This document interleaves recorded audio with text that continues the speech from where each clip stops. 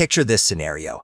You just got back from a heavy workout at the gym, or maybe a long, sweaty day at the office. You walk through the front door, exhausted but ready to relax. But the moment you step inside, it happens.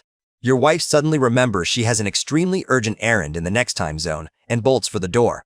Your daughter takes one single sniff of the air, yells, "Biohazard," and completely barricades herself inside her bedroom. Even the family dog, an animal that happily drinks from the toilet and considers a dead squirrel a luxury fragrance, takes one whiff of you, physically gags, and plays dead on the living room rug. You are left standing there in the hallway, completely alone, smelling like a high school locker room wrapped in a swamp. You look down at your shirt in total confusion and think, but wait, I just washed this yesterday. I completely drowned it in that spring meadow fabric softener. Well, today, we need to have a serious talk about that giant, brightly colored jug of liquid deception sitting next to your washing machine. You know the one I am talking about. The one with the label showing a wildly ecstatic woman sniffing a folded towel like it contains the meaning of life, silently judging you for your stiff, scratchy laundry.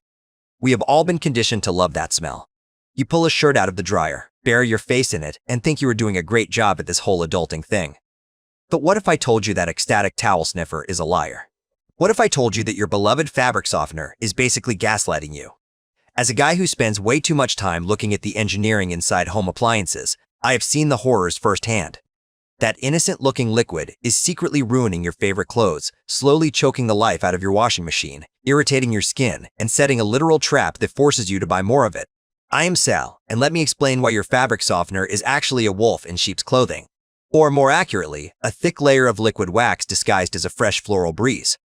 Let us start with a hard truth that the multi-billion-dollar laundry industry does not want you to think about. Fabric softener does not actually clean your clothes. In fact, it does the exact opposite. It leaves them dirty in a very specific, scientific way.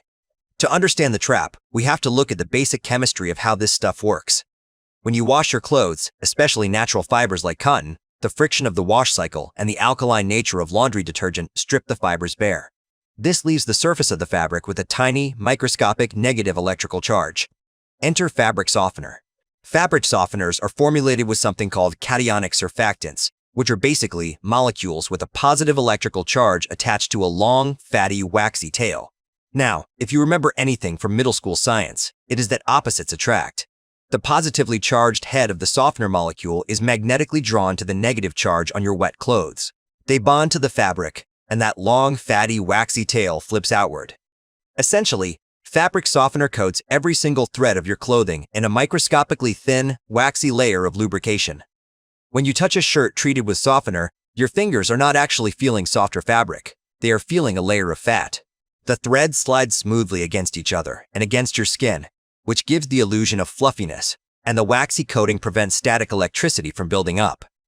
It sounds great in theory, doesn't it? Who wouldn't want their clothes coated in a slick, static-free barrier? Well, here is where the trap snaps shut. Because that coating is made of fats and waxes, it is completely water repellent. Think about what happens when you pour water onto a wax candle. The water just beads up and rolls right off. That is exactly what is happening to your clothes over time. Let us say you wear a t-shirt treated with fabric softener. You go about your day, you walk around, you sweat, and your skin produces natural oils called sebum. In normal, clean fabric, that sweat and oil would be absorbed by the cloth and easily washed away in the next cycle. But on a fabric-softened shirt, the sweat and body oils get trapped underneath that waxy layer. The fabric cannot breathe, so your body heat warms up that wax, turning your shirt into a microscopic tropical greenhouse for bacteria. Human sweat does not actually smell bad on its own. Body odor only happens when the bacteria on your skin start eating the proteins and fats in your sweat. By coating your clothes in a waxy layer of lipids, you are essentially laying out a massive, all-you-can-eat buffet for odor-causing bacteria. The bacteria move into the wax, throw a party, and multiply. When you pull the shirt out of the drawer, it smells great because the artificial, micro-encapsulated perfume is masking everything. But within 2 hours of wearing it, your body heat activates the trapped bacteria, the fake fragrance wears off, and suddenly you smell a sour, musty odor that sends your family running for the hills. Now, what do most people do when their clothes smell sour after just a few hours of wear? They assume they didn't use enough product. They think, wow, my detergent must be failing, or I am just extra sweaty today. I need to add an extra capful of fabric softener next time to really seal in that freshness. And just like that, you have fallen right into the corporate feedback loop. You pour more softener into the next wash, which adds an even thicker layer of wax, trapping even more bacteria, making the clothes smell even worse the next time you wear them, which drives you to buy even more softener. It is a brilliant business model, but a total nightmare for your wardrobe. If you think the smell is bad, let us talk to the doctors, because dermatologists and allergists absolutely despise fabric softener. If you walk into a dermatologist's office with a mysterious, itchy rash, one of the very first questions they will ask you is, do you use fabric softener or dryer sheets? Medical organizations routinely advise patients to skip these products entirely. Why? Because fabric softener is designed to stay on your clothes. Unlike detergent, which is supposed to wash down the drain, softener is intentionally left behind in the final rinse cycle to dry into the fabric. That means whatever chemicals are in that liquid are in direct, crushing contact with your skin barrier 24 hours a day, 7 days a week. The biggest culprit here is fragrance. The complex mixtures of synthetic chemicals used to create that long-lasting scent are a leading cause of allergic contact dermatitis. Your skin reacts to the constant chemical friction, resulting in redness, intense itching, dry patches, and unexplained rashes. It often flares up in areas where your clothes rub tightly against your body, like around your waistband, under your armpits, or around your collar. If you already suffer from skin conditions like eczema or psoriasis, fabric softener is like pouring gasoline on a fire. The quaternary ammonium compounds used to soften the clothes actively disrupt your skin's natural lipid barrier, triggering severe, painful flare-ups. Even if you don't get a rash, that waxy coating can transfer from your pillowcases and shirts directly onto your face and body, clogging your pores and leading to stubborn cases of acne. You might be spending hundreds of dollars on fancy skincare routines, completely unaware that your lavender-scented pillowcase is the thing breaking you out every single night. But as bad as it is for adults, the medical community agrees on a strict, absolute rule. Never, under any circumstances, use fabric softener on babies and children's clothing, bedspreads, or pillow covers. An infant's skin is biologically different from an adult's. It is up to 30% thinner, highly permeable, and its natural protective barrier is completely immature. Because their skin is so delicate, babies absorb the chemical residues, dyes, and synthetic fragrances from fabric softeners at a much faster and deeper rate. It is a primary cause of infant eczema and unexplained skin irritation. Furthermore, fabric softeners release volatile organic compounds into the air to maintain that persistent scent.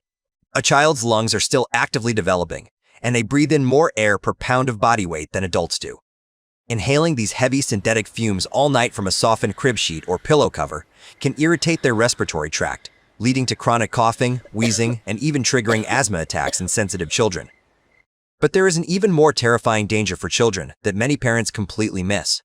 By law, most children's sleepwear is treated with flame-retardant chemicals or made from tight, specific weaves designed to resist catching fire. Remember what fabric softener is made of? Lipids, fats, waxes. When you wash your child's pajamas in fabric softener, you are coating that flame-resistant fabric in a highly flammable layer of hydrocarbon wax. The waxy residue acts as an accelerant. If you look closely at the back of any bottle of fabric softener, you will find a tiny, federally mandated warning label that explicitly tells you not to use it on children's sleepwear because it significantly reduces flame resistance. Yet, millions of parents skip reading the fine print and pour it in anyway, unwittingly turning their children's pajamas into a massive safety hazard. And the damage doesn't stop at your skin or your kids.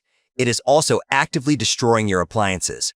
If you look at the engineering of a washing machine, it relies on clean water flow and proper drainage. Because the waxy substance in fabric softener is insoluble in water, it never fully flushes out of the machine. During the cycle, the fatty acids in the softener mix with the minerals in your water and the chemicals in your detergent, creating a thick, sticky, gray sludge known in the appliance industry as scrud.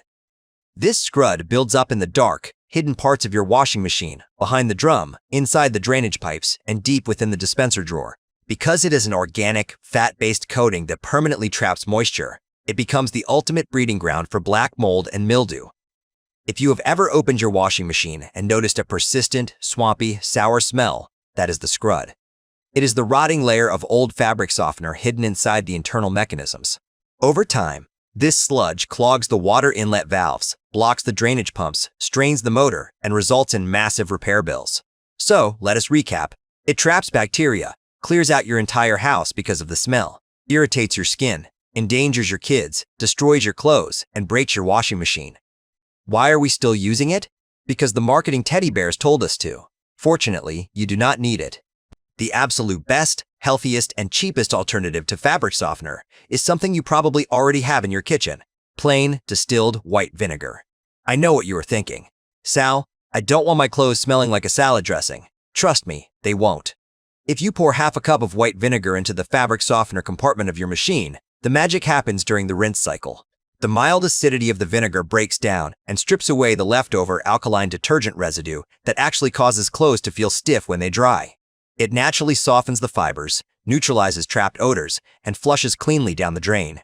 Once the clothes are dry, the vinegar smell completely vanishes, leaving behind a fabric that smells like absolutely nothing, which is exactly what true cleanliness smells like. Your family might even let you sit on the couch again. If you are dealing with heavy odor issues from those intense gym sessions, you can also toss half a cup of baking soda directly into the drum with your clothes before the wash starts. Baking soda acts as a natural deodorizer and water softener, helping your detergent work much more efficiently. And if you miss the fluffiness in the dryer, throw in a few 100% wool dryer balls. As they tumble around, they physically agitate and fluff the fibers of your clothes, cutting down drying time and reducing static electricity without leaving a single chemical or molecule of wax behind. It is time to break the cycle, folks. Ditch the waxy illusions, save your skin, protect your kids, stop driving your family into hiding, and let your washing machine breathe again.